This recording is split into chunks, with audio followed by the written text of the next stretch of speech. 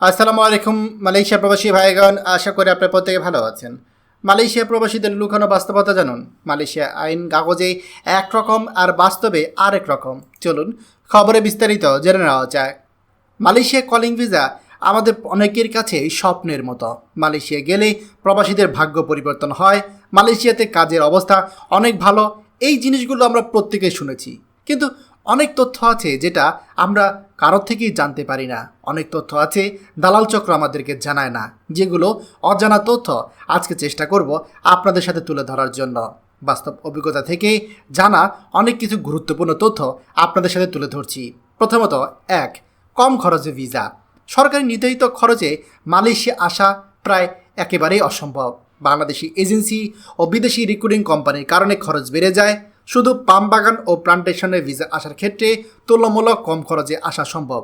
তবে কিছু কিছু সময় হঠাৎ হাজারে একটা দুইটা কোম্পানি লোক দেখানোর জন্য ফ্রিতে লোক নেয়, সেটা আপনি কপাল ভালো হলে পেয়ে যেতেও পারেন।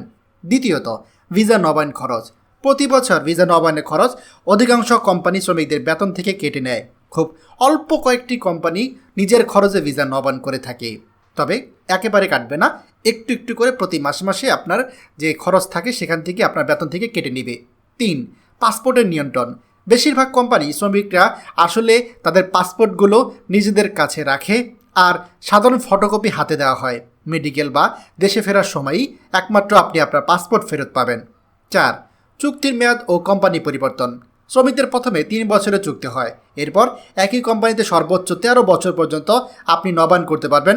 তবে অন্য কোম্পানিতে ভিসা পরিবর্তনের সুযোগ প্রায় নেই বললেই চলে। পঞ্চমত, মালয়েশিয়াতে বৈধ থাকা। আপনি একই কোম্পানিতে 13 বছর পর্যন্ত বৈধভাবে থাকতে পারবেন, তবে আইন অনুযায়ী বিশেষ প্রক্রিয়ায় শ্রমিকরা 50 বছর বয়স পর্যন্ত মালয়েশিয়াতে বৈধভাবে থাকতে পারবেন। ষষ্ঠ, বেতন প্রদানের ক্ষেত্রে বিলম্বতা। প্রায় মোটামুটি সব কোম্পানি বেতন ঠিক মতো দেয়, তবে কিছু কিছু কোম্পানি থাকে যারা সময় মতো বেতন দেয় না। অনেক ক্ষেত্রে 2-3 মাস পর্যন্ত দেরি হতে পারে। অভিযোগ করলেও তেমন ফল পাওয়া যায় না, তো এই বিষয়টা মাথায় রাখতে হবে। সপ্তম, অভিযোগ করলে ক্ষতি।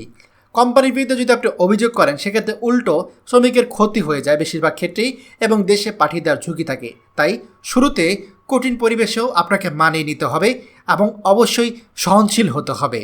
বেতন একেবারে কেউ মেরে দেবে না, তবে কিছু কিছু জিনিসের বিষয়ে যদি আপনি অভিযোগ করতে চান, সেক্ষেত্রে অবশ্যই পরিচয় গোপন করে আপনাকে অভিযোগ করতে হবে। সার কথা হচ্ছে, মালয়েশিয়ায় কাজ করতে গেলে আপনার এজেন্সি বা দালালের মিষ্টি কথায় ভরসা না করে বাস্তব পরিস্থিতি জেনে তারপরে আসাটা জরুরি।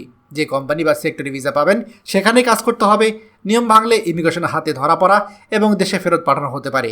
এটাই হচ্ছে মালয়েশিয়ার বর্তমান বাস্তবতা, যেটা আপনার বাস্তব অভিজ্ঞতা থেকে আমি শেয়ার করলাম। দয়া করে ভিডিওটি সকল প্রবাসীদের সাথে শেয়ার করুন। আর আপনি যদি আমাদের এই চ্যানেল নতুন হয়ে থাকেন, অবশ্যই আমাদের চ্যানেলটিকে সাবস্ক্রাইব করুন মালয়েশিয়া সকল গুরুত্বপূর্ণ খবর সবার আগে পাওয়ার জন্য। ধন্যবাদ সবাইকে। আমাদের সকল ভিডিও আপডেট সবার আগে পেতে আমাদের চ্যানেলটিকে সাবস্ক্রাইব করুন। সাবস্ক্রাইব করতে সাবস্ক্রাইব বাটনে ক্লিক করুন এবং বেল আইকনে চাপুন, যাতে আমাদের কোনো নতুন ভিডিও আপনি মিস না করুন।